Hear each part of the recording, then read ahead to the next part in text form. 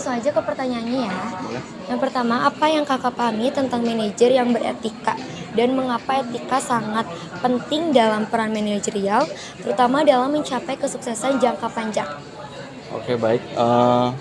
Sebenarnya dalam etika sebenarnya kan bisa dalam kehidupan sehari-hari ya. Tapi linearnya untuk seorang manajerial beretika itu kan penting, pertama untuk menjalin antara kru dan lain sebagainya. Itu kan kita butuh pendekatan dan etika yang sesuai gitu agar nantinya kita bisa menjalin komunikasi yang baik. Selanjutnya nomor 2, dalam pandangan kakak, apa yang kakak cara mengaturnya? Yang pertama terhadap pemasok barangnya, karyawan, dan pelanggan. Nah, ini poin 2 gimana tadi Kak? Sorry, lebih simpelnya. Lebih simpelnya cara mengaturnya karyawan biar bertanggung jawab terhadap pelanggan itu seperti apa, sama cara pemasoknya.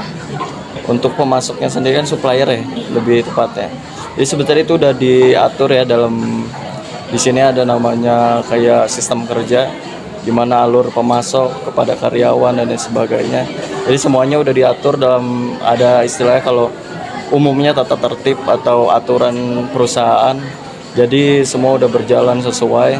Jadi bagaimana menerapkannya kita lagi-lagi beracuan pada itu ya. Artinya kalau tidak ada yang menjalankan dengan baik, itu ada punishment tersendiri akan hal itu ya. Jadi semua acuan atau aturan terkait supplier atau karyawan ya dijalankan sesuai dengan tata tertib perusahaan, peraturan perusahaan itu sendiri. Nah, selanjutnya nomor 3, misalnya nih ya, ada studi kasus gitu Kak. Nah, berada di bawah tekanan kakak itu untuk memotong anggaran, ada opsi untuk mengabaikan janji karyawan, kayak bonus janji karyawan. Misalnya kayak kan kakak tuh kayak ditekan nih ya sama atasan untuk memotong anggaran. Terus ada opsinya itu pas-pasan gitu si karyawannya tuh lagi dapat bonus gitu, tapi belum dikasih sama karyawannya, jadi masih dipegang sama kakak gitu.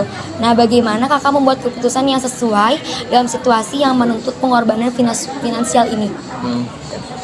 Baik, untuk hal itu sebenarnya kita bukan sistem perorangan ya, sebenarnya kita udah teratur dalam sebuah peraturan perusahaan yang kalau di Gacuan sendiri ya, karena itu udah mengacu dari pusat, jadi kita untuk melakukan hal itu hold dan lain sebagainya sebenarnya udah ada aturannya. Jadi ketika karyawan mendapatkan bonus atau promosi misalkan, itu kan udah ada aturan.